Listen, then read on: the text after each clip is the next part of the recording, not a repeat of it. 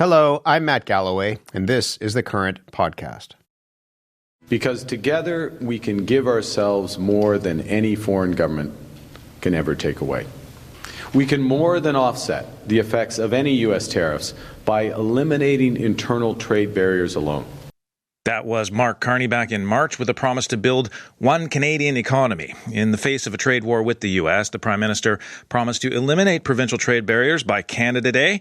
Well, it's July 3rd, and though they haven't exactly been eliminated, there has been some progress.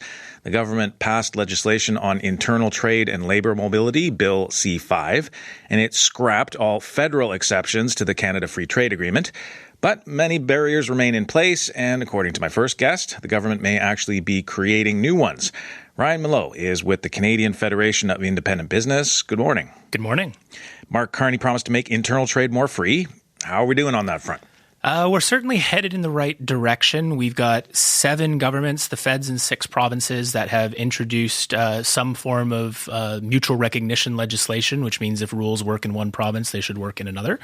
And so we're off to a good start, but we're not quite there yet. There's still a lot of nitty-gritty work that needs to be done, a lot of regulation that needs to be figured out. And unfortunately, 7 jurisdictions taking 7 slightly different approaches, and we're looking to see how that shakes out as well. You say we're not quite there. Earlier this week, the federal government put out a press release saying it's removed all interprovincial trade barriers under its jurisdiction.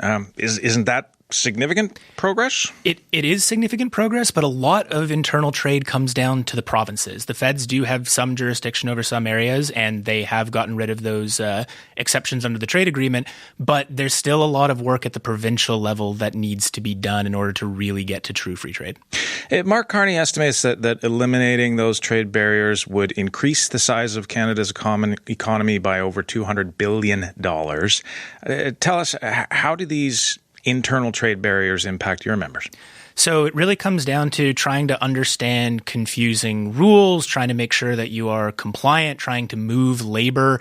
It comes down to time consumption and then the cost and fees associated with getting, new licenses, new paperwork, having someone look at that paperwork. So what we're trying to do is really streamline the ability for businesses to move goods, services, and people across the country in the way that the country was founded upon. I mean, this whole experiment that is Canada was based on being able to move goods and services, was based on trade. And 150 years later, we've really got a bit of a quagmire in doing it. Can you give me some examples of the things that are holding up? I mean, alcohol has been a sticking point. Like, are we any closer? Am I any closer to getting my BC Red here in Ontario? So I really hope so. I know that the government is actively working on it. There was an agreement between Ontario and Manitoba that was signed earlier in the year that had marked June 30th as opening Ontario up to Manitoba. I'm not sure if that has gone through. There's a committee on internal trade meeting on July 8th where we hope to see some sort of announcement, but we've got a lot of good signaled intent, not a lot of actual follow through on that file yet, though. Let's talk about what the provinces are doing. You've released a report card on how each province is doing. Which ones get high grades right now? So the 3 highest jurisdictions, number 1 in the country is Nova Scotia. They get an A, 9.4 out of 10. Number 2 is Ontario, also an A, coming in just behind it, a 9.2. And then Manitoba, an A minus at, I believe, 8.9. And what all 3 of those jurisdictions have done is introduced mutual recognition legislation. Nova Scotia was the first province in the country to do it, also the first to have it somewhat implemented, which is very positive. Ontario was the first to remove all of their exceptions. They did it well before the feds did. And again, we're seeing movement and urgency at the political level in those provinces that we just haven't seen on this file since the Canadian Free Trade Agreement was signed in 2017. Okay, so Ontario, Nova Scotia, Manitoba get A's right now. Who's getting the poor grades? The poor grades, it's the territories that are really bringing up the rear. The territories all have D's. I think Manitoba is only slightly higher there, and Quebec. And again, I want to underscore, while those grades are low relative to the provinces at the top, they actually do mark significant progress. The Yukon just eliminated, I think, 6 of its exceptions or about to eliminate. So we are seeing progress there, just not as quickly as the other ones. BC and Quebec also kind of going in different directions here? Yeah, so we've sort of got 2 camps when it comes to mutual recognition legislation. There's the camp that requires a reciprocal agreement, which is basically our legislation is conditional on your legislation recognizing us or your rules recognizing us. So in that camp, you've got Ontario, Manitoba, Nova Scotia, Prince Edward Island. Then you've got Quebec, BC, and the feds that are saying, we aren't making ours conditional. We don't require that. But there's a lot of regulatory work that has to follow that up that is still yet to be done. We know Quebec has been very clear there are going to be carve-outs and exceptions around language sectorally as well. So still waiting to see that shake out. Okay. You keep talking about regulatory work that needs to be done. It seems like there's going to be still this patchwork of regulations. Is that not the case? It is shaping up to be that way. I mean, look, there is a world where we can have 10 provinces, 3 territories in the federal government, all with slightly different rules and definitions, and it does work. They're not saying that that's impossible. I'm saying that our experience is traditionally when you've got multiple jurisdictions going for the same thing in multiple different ways, it tends not to. And that's our worry here, is that we could be creating a major patchwork that is going to be extremely off-putting to business owners trying to navigate it. And that's why we're encouraging the government, the Committee on Internal Trade, the premiers, the Prime Minister, to come together and get one pan-Canadian agreement, one set of rules and standards in place so that everyone is navigating under the same thing and there's no confusion on the ground. You mentioned the Committee on Internal Trade. There are reps from every jurisdiction working on those national mutual recognition agreements, as they're called. Shouldn't that be the place to address all these concerns? Certainly, and that is the place that has made the progress that we've or had seen up to date on internal trade. We've just seen this political will that we haven't seen before. And so the premiers, Premier Ford in Ontario in particular, as head of the Council of the Federation, has been very motivated to get things done. And so we've sort of seen the provinces eclipse a little bit the pace that we have seen in the Committee on Internal Trade. And now we've got questions like the committee is working on something pan-Canadian for December. How is that going to work with these 7 pieces of legislation we already have, potentially 8 or 9 by the fall, all questions that are still up in the air? I'm scratching my head listening to you, Ryan. I mean, the country is 150 years old. Why has it been so difficult to figure this out?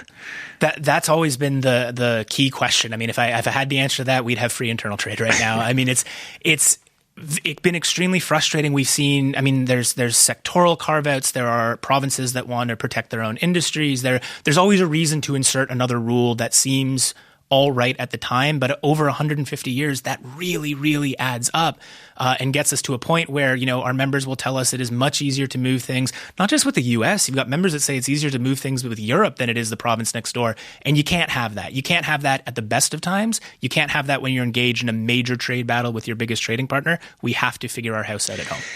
You mentioned some provinces that are trying to protect regional industries. Are there particular businesses that have built their manufacturing and business model on these protectionist regulations? For sure, because they're the rules that are at play on the ground, right? Like one of the things that the Committee on Internal Trade has been working on over the years is building codes. We're not quite there yet, and you're seeing a lot of news about prefabricated homes, and that might be a solve for the housing crisis. Well, if you're a prefabricated home manufacturer in Ontario, you've got to deal with the building codes in all of the other provinces.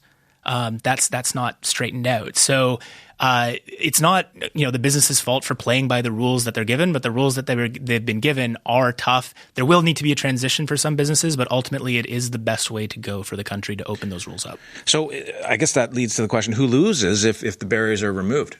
So I don't think it's about losing. I think it's about there will be some businesses will need to pivot, some people need to pivot, but ultimately what we'll have is provinces that are openly competing for labor. You'll have the ability to move from one location to the other without needing to get retrained or fully recertified as a worker. You'll be able to move goods that are totally compliant in one province, and really need to underscore that. Like when we're talking about things like meat, for example, meat that's federally inspected can move across provincial borders. Meat that is provincially inspected cannot. What is the message that we're sending there? That beef is totally okay in Saskatchewan, but as soon as it crosses the border to Alberta, it's no good all of a sudden?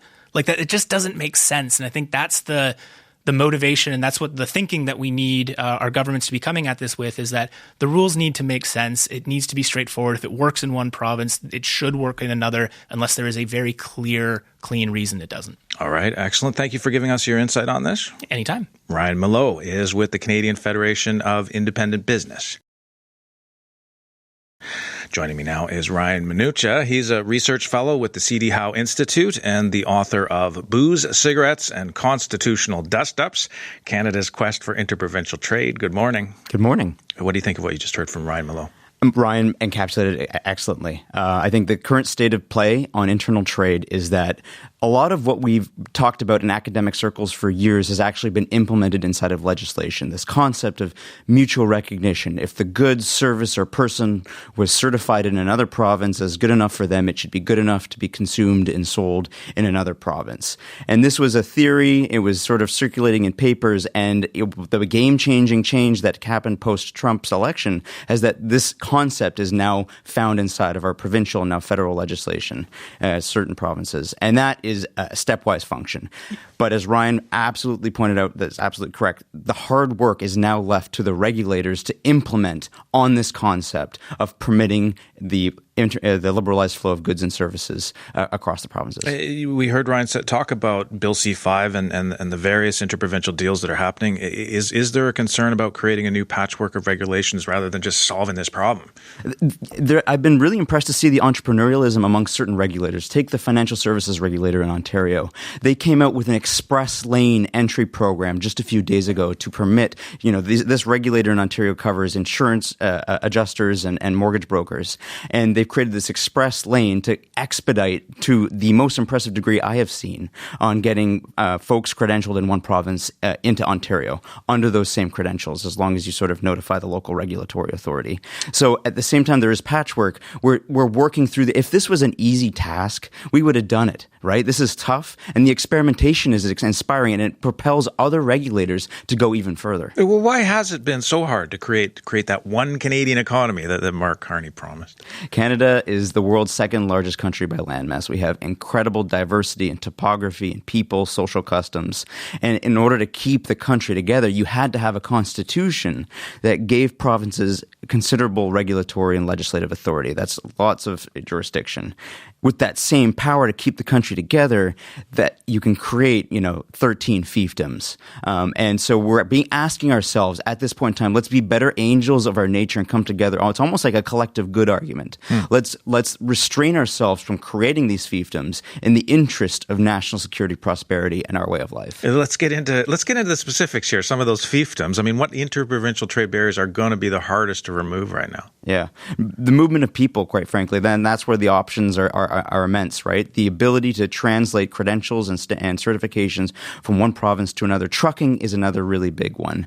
The patchwork nature of interprovincial trucking regulations augmenting the cost of freight services by about 8.3% on average, which has to come out somewhere. It comes into the cost of goods on store shelves. There are some odd ones on the books, too, in trucking. I mean, in BC, there's certain types of trucks that you can only drive at night, and then in Alberta, that same truck you can only drive during the day, that kind of thing? Yeah, varying driver qualifications for long combination vehicles, differing max weights for heavy-duty tow trucks. And now some of these differences exist for topographical reasons, right? Like the Canadian Shield in Ontario, very strong, very durable, can take much heavier trucks than, say, some parts of the prairies, right? And so in the frost heaves and in the springtime, the wear and tear is worse in one part to the other. But this is what federalism is about, is a cooperative. You got a central government who sees these costs and kind of bring them all together. You're talking about the movement of people, nurses, engineers, both regulated at the provincial level. How hard is that to harmonize from Nova Scotia to British Columbia?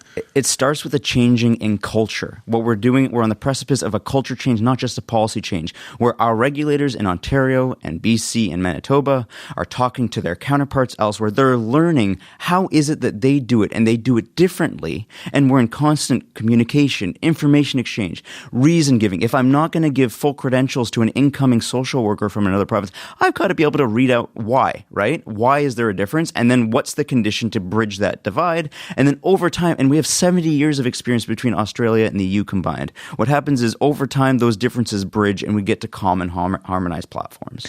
One sector that's been raising concerns is meat processing. There's language in Bill C-5 that says provincial and federal meat standards would be deemed equivalent. According to the Canadian Meat Council, that could pose problems for exports. Let's listen to their Senior Director, Lauren Martin. You have to be federally inspected to trade interprovincially. You have to be federally inspected to trade internationally. So what Bill C-5 purports to do is to kind of unlock, I suppose, that last 5%.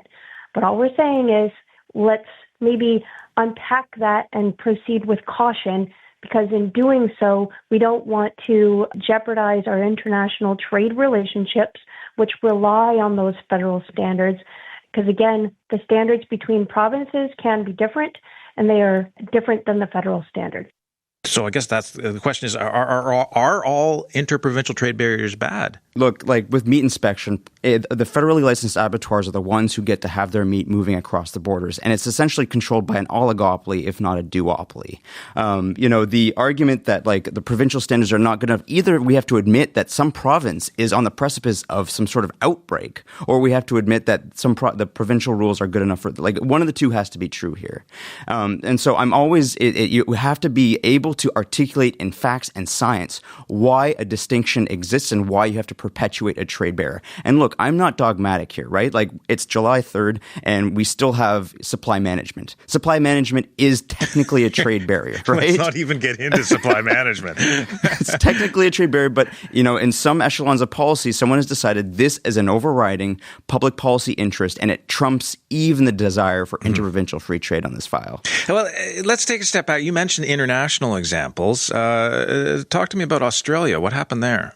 Yeah, back in the early 90s, Australia was sort of in the same position as us, where they were really fearful for their economic growth, their viability, and their continued durability as an economy. And they said, we got to get our house in order. So they all implemented the exact same mutual recognition legislation. Unlike what's happening in Canada, where we've got a patchwork nature of the legislation springing up. Some provinces are doing it, some are not. It smells and looks different across the country. In Australia, it was all one. And in the first 2 years, 15,000 Australians engaged in that apparatus to get to the other side of an Australian internal border. And within 5 years, we saw 20 occupations get to a national licensing standard because there was so much activity, so much interaction amongst regulators that they were able to get to common platforms. Do we have a sense of the economic impact in Australia when they did that? Dramatic. I mean, we're talking about hundreds of millions of dollars. And in Canada, like, we're talking about hundreds of billions in the maximal implementation of internal free trade. And I know there's back and forth. What is the right number? But whether or not it's 200 billion, 150 billion, 100 billion, I think there's arguments to be made that it's 300 billion. If I rewind the clock, go back to 1871 and say to a room full of economists, what's the economic benefit of the Canadian Pacific Railway? Would any one of them have credibly projected a 2 trillion G7 nation? I don't think they could have done so. That's what we're talking about here. Internal trade barriers are the less sexy cousin of the CPR. Hey, well, and these are typically not sexy topics during an election to be talking about interprovincial trade barriers. It's a lot of regulations. But I'm just curious about Australia. I mean, is there something that we can learn from that example and the way that they implemented it? It seemed like they made it happen. Leadership really had to come from their equivalent of the provinces, right? It was the subnational jurisdictions, the Australian states that stepped up, and it was them saying, hey, we've got to do something about this because we are trying to compete in an increasingly globalized world. Canada, same thing. We're seeing us drop off relative to our OECD counterparts in terms of competitiveness and prosperity and wealth creation. And we have to take a long and hard look. I've seen regulators across the country using this internal trade renewal opportunity. I spoke to one regulator in charge of electrical codes in one province who said, hey, there were 12 updates that were sort of on my books I had to do, and this has propelled me to do this even faster. About 30 seconds left here. What are you going to be watching for in the weeks and months ahead to see if we're making any progress on this? Watching the follow through by the regulators, that they are living up to the spirit of the legislation, which is calling for the acceptance of people, goods, and services. And are they, is the meat going to be able to get across? Are workers truly able to, mobilize and move to the other side of a provincial border? Or are we still going to ask for high school transcripts? All right. Thank you for your expertise on this. Thank you. Ryan Manucha is a research fellow with the C.D. Howe Institute and the author of Booze, Cigarettes, and Constitutional Dust-Ups, Canada's Quest for Interprovincial Trade. I love that title. You've been listening to The Current Podcast. My name is Matt Galloway. Thanks for listening. I'll talk to you soon.